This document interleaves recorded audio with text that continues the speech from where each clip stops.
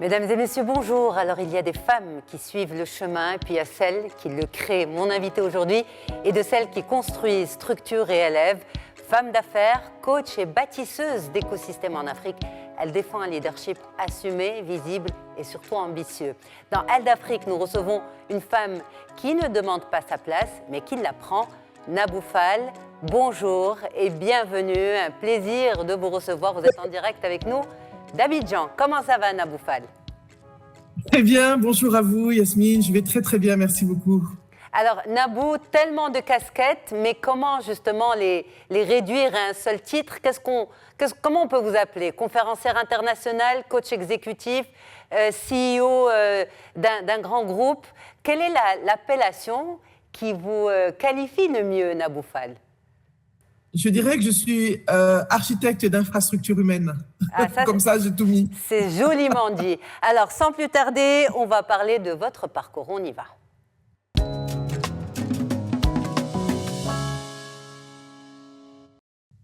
Architecte d'infrastructures humaines, tellement joliment bien dit, Nabou Fall. Alors, pour comprendre ce que vous faites aujourd'hui, il serait intéressant de savoir d'où vous venez. Et vous avez, on va dire, le pied entre trois pays, principalement la Côte d'Ivoire, où vous vous trouvez actuellement, le Sénégal, pays aussi de vos origines, et puis la France, pays dans lequel vous avez grandi. Donc en fait, aujourd'hui, on aurait pu vous appeler, vous auriez pu être dans l'un de ces autres pays. C'est bien ça, Nabou? Absolument. Disons, j'ai grandi en Côte d'Ivoire, où je vis. J'ai grandi depuis que j'ai l'âge de 10 ans. Donc voilà, je suis né au Sénégal. Mais j'ai vécu aussi beaucoup en Afrique centrale, entre les deux Congos, Brazzaville et Kinshasa. Donc je peux dire que je suis une Africaine du monde. Alors, une Africaine du monde, mais au fin fond de votre cœur, votre pays, c'est lequel? Votre culture, votre identité?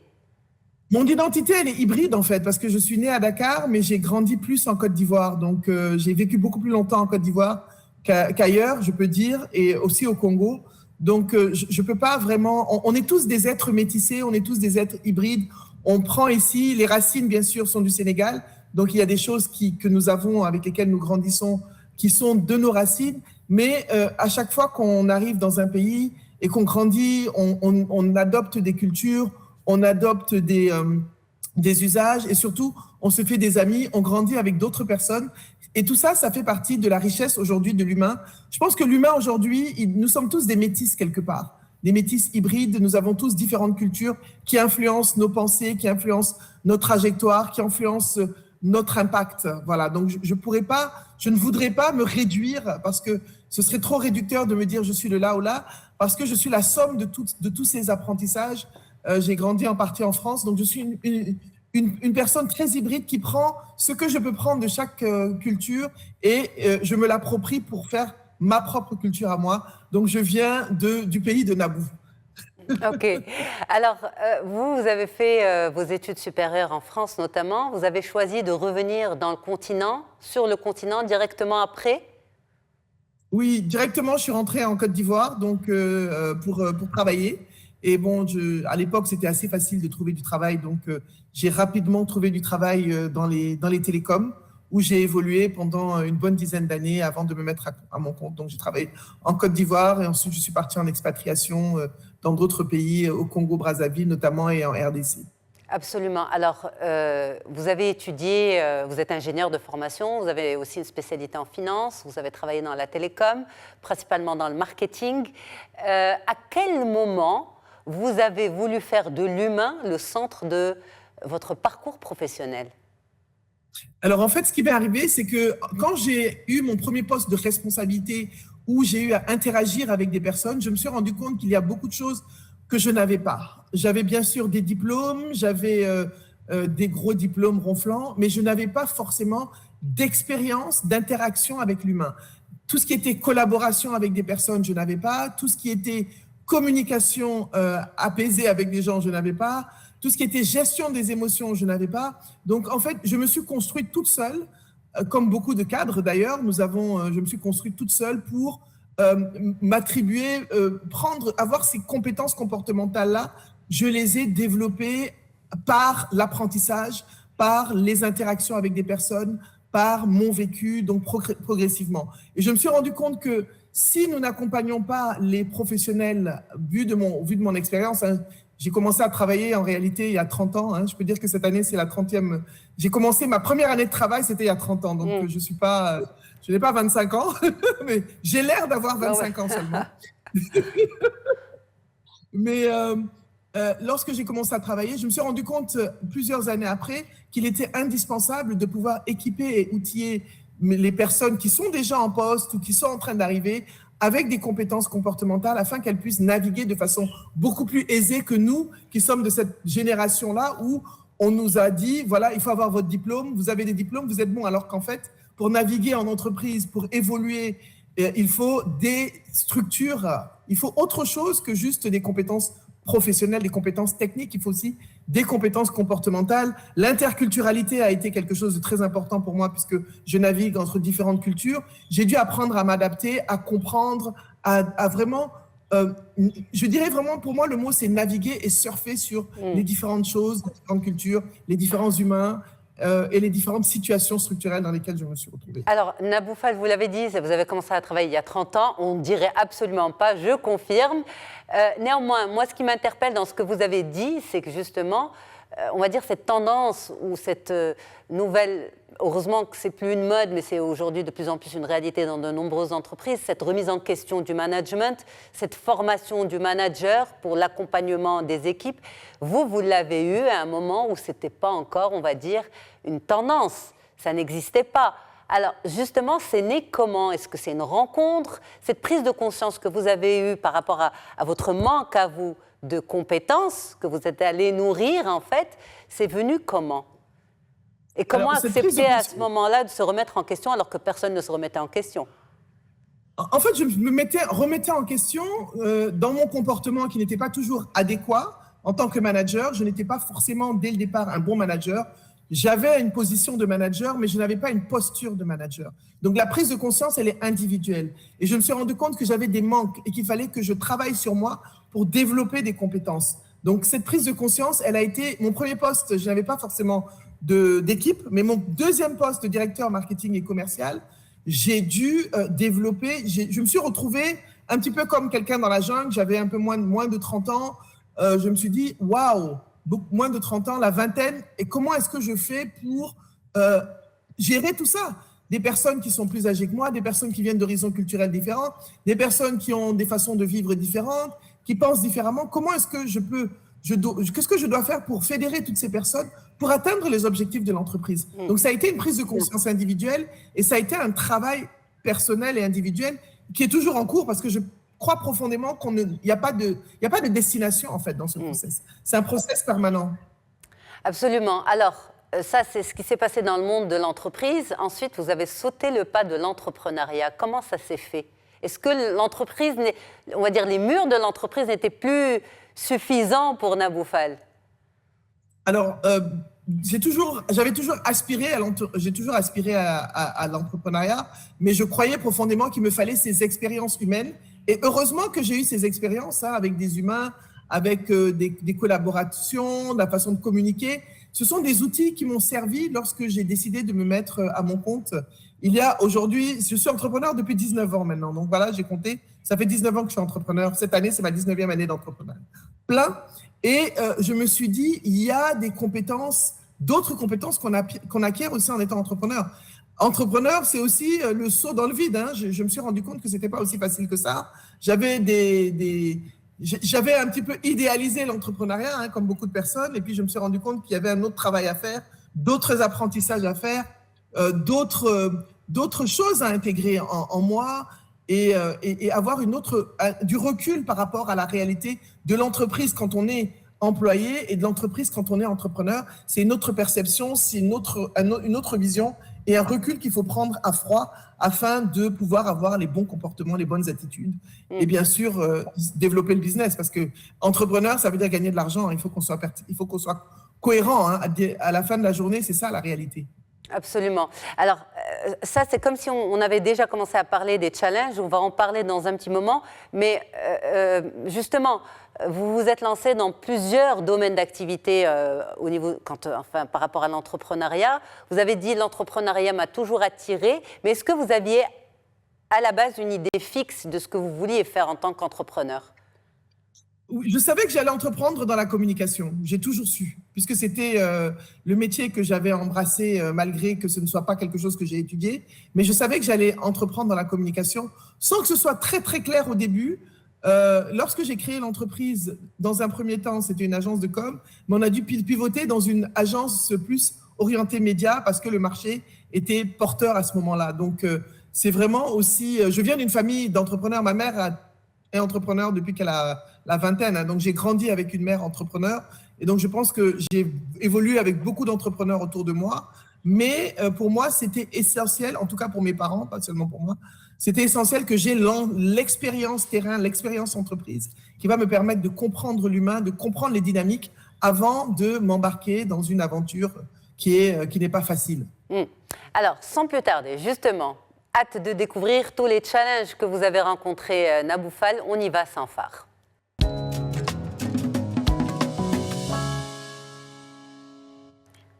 Naboufal, un parcours justement challengeant, mais pour arriver à la femme que vous êtes aujourd'hui, peut-être déjà commencer par cet élève ingénieur qui décroche des postes, vous l'avez dit tout à l'heure, dans la communication, ce qui n'était pas forcément vos études en fait. Est-ce que déjà démarrer dans quelque chose que vous n'aviez pas étudié était en soi challengeant? Ce qui va faire ensuite votre parcours. Oui, c'était challengeant parce que j'étais programmeur, développeur, contrôleur de gestion de formation. Donc, ce sont les formations que j'avais. Et puis, finalement, comme j'étais dans une entreprise qui démarrait en mode start-up, lorsqu'on m'a proposé, je pense que j'étais la deuxième employée de l'entreprise en dehors du PDG et du directeur technique. Et lorsqu'on m'a dit, écoute, voilà, on démarre une entreprise, où est-ce que tu te sens? Parce que j'avais la latitude de choisir, est-ce que tu vas aller en informatique? Je me suis dit, est-ce que ma personnalité est alignée? Donc, j'avais déjà ce questionnement, cette remise en question. Est-ce que ma personnalité est alignée avec le fait de m'enfermer et de programmer? Chose que j'aimais beaucoup, hein, profondément. Mais est-ce que j'allais m'épanouir réellement? Donc, j'ai dit à mon DG, j'ai dit, écoute, moi, j'aimerais bien essayer le marketing. Franchement, je ne savais pas vraiment ce que c'était en dehors de ce qu'il y avait dans le livre. Je n'avais aucune idée de ce que la fonction englobait. Et c'était aussi un petit peu les débuts du marketing en Afrique subsaharienne francophone. Et même aux États-Unis, c'était encore une discipline qui était assez récente. On dirait que je ne fais pas partie de l'âge de pierre, mais presque. Donc, le marketing, c'est quelque chose de nouveau. Les stratégies marketing, c'était quelque chose de nouveau. Donc, je me suis auto-formée, mais aussi, je me suis appuyée sur des mentors, des personnes qui avaient de l'expérience, qui avaient de la formation, des amis que j'ai pu approcher, leur dire, voilà, le challenge que j'ai, je ne m'y connais pas. Et comment est-ce que vous pouvez m'aider? Il faut avoir le courage de demander de l'aide, en fait.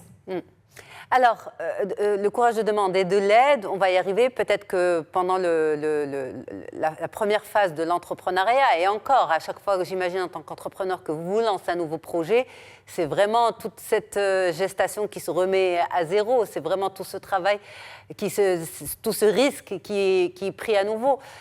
L'entrepreneuriat. Et tout à l'heure, je vous ai entendu chuchoter. Alors là, quand on a annoncé justement cette partie-là des challenges, quel a été votre plus grand challenge, Naboufal?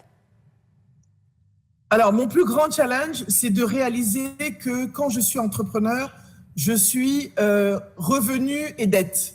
En anglais, on dit asset and liability. Si je ne fais pas le business, il n'y a pas de business. Si je ne travaille pas, je deviens un fardeau pour l'entreprise et qu'il n'y a pas de budget qui est voté en fin d'année par un conseil d'administration qui va t'allouer un budget que tu vas pouvoir dépenser parce que l'entreprise tourne déjà. Si tu ne crées pas ton budget, si tu ne crées pas ta richesse, tu n'as pas de business. Donc, il faut apprendre la prospection commerciale, pas en entreprise, mais du mode entrepreneurial. La plus grande leçon que j'ai apprise, c'est que les gens que je connais ne sont pas forcément les gens qui vont être mes clients. Donc, il faut faire le travail. Il faut faire le travail de A à Z, même si on connaît toute la planète. Il faut mettre en place ces processus, mettre en place ces stratégies commerciales et marketing, réfléchir sur la clarté de ces offres. Donc, il y a un travail à faire que je n'envisageais pas parce que j'étais dans le confort de l'entreprise. Hein. J'avais très bon salaire, très bonne position, expatriée en Afrique, mais africaine en Afrique avec des salaires à plusieurs chiffres. Donc, je me retrouve dans un environnement où, là, je dois remonter les manches, comme on dit, et je dois vraiment transpirer et faire le travail. Et vraiment, là, c'est quand même une révélation parce que je me dis, non, mais je connais, je sais, je vais m'en sortir. C'est pas vrai. C'est pas parce que je connaissais ceci, je connaissais cela. C'est vrai que j'avais un avantage parce que je connaissais l'entreprise, je sais comment elle fonctionne. Mais la dynamique de la multinationale n'est pas la dynamique de l'entreprise que l'on crée. Est-ce qu'un jour, vous avez pu avoir des regrets, justement? J'ai pas eu de regrets. Il y a des moments où j'ai essayé franchement, il y a des moments où je me suis dit, écoute, je vais aller chercher du travail, j'ai un CV, je vais aller déposer des CV parce que c'était très dur. Il faut le dire. Et je pense qu'on le dit pas trop. Les gens, on aime bien voir les gens 10, 20 ans après, on est là, la vie est belle. Mais il y a eu un chemin, il y a un parcours. Il y a eu des moments où tu sais pas comment tu vas payer tes salaires. Il y a des moments où tes comptes sont bloqués par les impôts. Il y a des moments où tes employés te volent. Bon, j'ai vécu tout ça. Il y a des moments où tu n'as pas de business, en fait. Et tu es là, tu te dis, mais comment je vais m'en sortir? Et tu as des factures. Donc, tous ces moments-là sont des moments où tu te dis, est-ce que je ne vais pas arrêter? J'ai un bon CV, j'ai une bonne expérience. Et je crois même que j'ai dû envoyer des CV. J'ai fait des recherches d'emploi à certains moments, hein, parce que j'étais je me suis dit, je ne vais pas m'en sortir. Oui, il y a eu ces moments-là. Hein. Et à quel moment on s'accroche finalement, malgré tout ça, en fait, malgré cette traversée? Alors, je me rends compte que c'est toujours la dernière clé du trousseau qui ouvre la porte. C'est toujours quand on pense qu'on va plus s'en sortir qu'il y a une opportunité qui vient ou quelque chose qui rentre. Je sais pas. Je pense que l'entrepreneuriat, c'est aussi quelque chose qui est très spirituel. On doit, je sais pas, c'est la foi, je sais pas c'est quoi, mais tout d'un coup, quand on y croit, on se dit, écoute, j'ai pas d'autres moyens de vivre. J'ai pas d'autres moyens pour subvenir aux besoins de mes enfants, de ma famille, etc. Donc, quelque part, je me dis, est-ce que Dieu n'a pas pitié des entrepreneurs, quelque part? Et on réajuste. Ça, c'est la version peut-être ésotérique. Mais la version réelle, c'est on se remet en question. On se dit, qu'est-ce que je dois faire que je n'ai pas fait? Qu'est-ce que je peux améliorer? Quel réseau je n'ai pas touché? Quel produit je peux améliorer? Comment est-ce que je peux améliorer mes process de recouvrement, etc. Donc, tu te poses, bien sûr, il y a la version ésotérique, mais il y a la version aussi travail, la version structuration, la version réflexion, la version remise en question de sa posture. Parce que souvent, nous sommes aussi notre propre problème. Je me rends compte que des fois, tu peux t'asseoir sur tes lauriers, alors qu'un entrepreneur, on doit toujours être sur le qui-vive. On ne peut pas dormir. On doit toujours se dire, il faut qu'on fasse quelque chose, il faut qu'on se lève, il faut qu'on crée, il faut qu'on innove, il faut qu'on aille voir les gens. Ouais. Alors, ça me donne envie, en fait, de continuer davantage cette discussion, mais on est obligé d'arriver à la dernière partie, qui est celle de la transmission. On y va.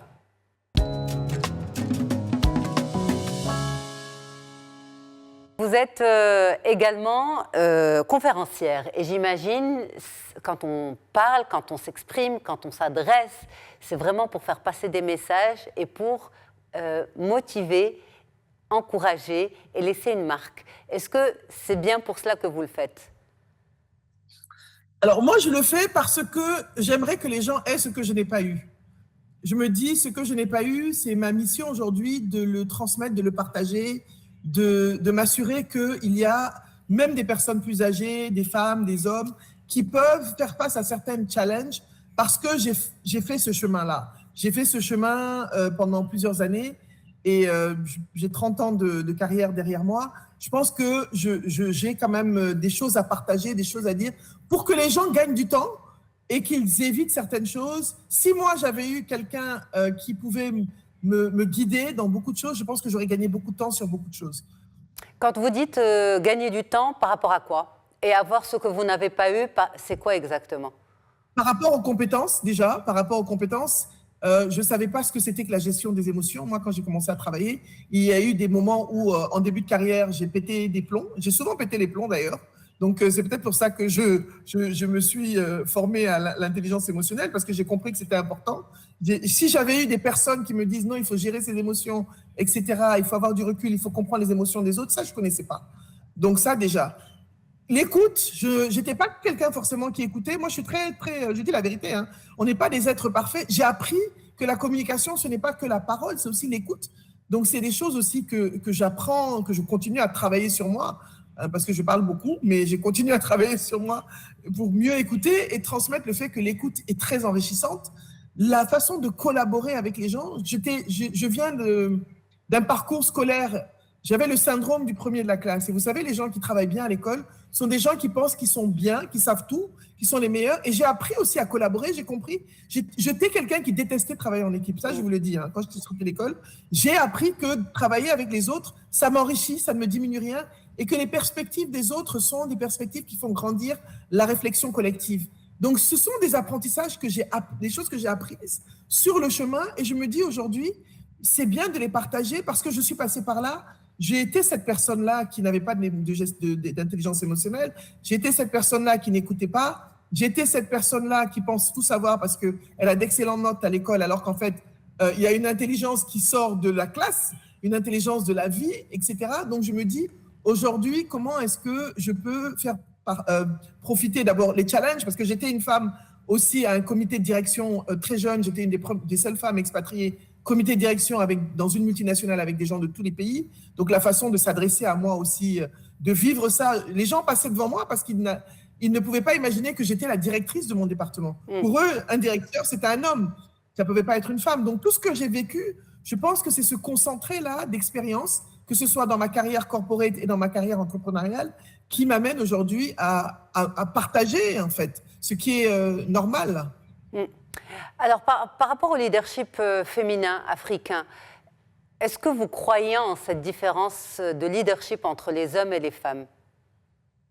Moi, je pense qu'en général, le mot leadership féminin, les gens l'utilisent, c'est vrai. Je l'accepte maintenant, mais en général, je n'aime pas trop le mot leadership féminin parce que le leadership, je préfère dire le leadership des femmes. Maintenant, j'accepte, je le dis, tout le monde le dit, donc je me dis, OK, tu es compliqué, arrête de dire que ça n'existe pas, parce que le leadership n'a pas de genre. Le leadership est une compétence qui est transgenre, qui est pour tout le monde. Mais, il y a des compétences de leadership spécifiques aux femmes. Parce que dans le leadership, c'est un ensemble de compétences. Les femmes ont des compétences de leadership différentes. Et ça a été prouvé. Il y a eu différentes recherches, je pense, par McKinsey et d'autres cabinets, qui ont montré que le leadership des femmes s'exerce avec plus d'empathie, avec plus d'intelligence émotionnelle, avec plus d'écoute. On a un leadership plus collaboratif. Donc, ce leadership des femmes, il s'exerce différemment. Et on doit respecter la différence dans l'exercice du leadership. C'est surtout ça, la vraie question. On ne peut pas dire, oui, le leadership féminin, ce n'est pas seulement occuper des postes. Parce qu'on a tendance à toujours parler de postes, alors que le leadership, c'est d'abord une posture. Absolument. Alors, quand vous dites, j'accepte enfin qu'il y ait un leadership de la femme, mais on ne peut pas aussi oublier que la femme a besoin de traverser, malheureusement, et vous l'avez dit tout à l'heure, par exemple, les gens ne pouvaient pas s'imaginer que vous étiez directrice. Pour eux, dans leur tête, le patron d'un département, c'est un homme, c'est un directeur. Et donc, même le fait de traverser ça, d'imposer son image, de faire voir sa crédibilité, c'est une forme de leadership. Et on ne demande pas aux hommes de vivre ça, c'est surtout les femmes qui le vivent.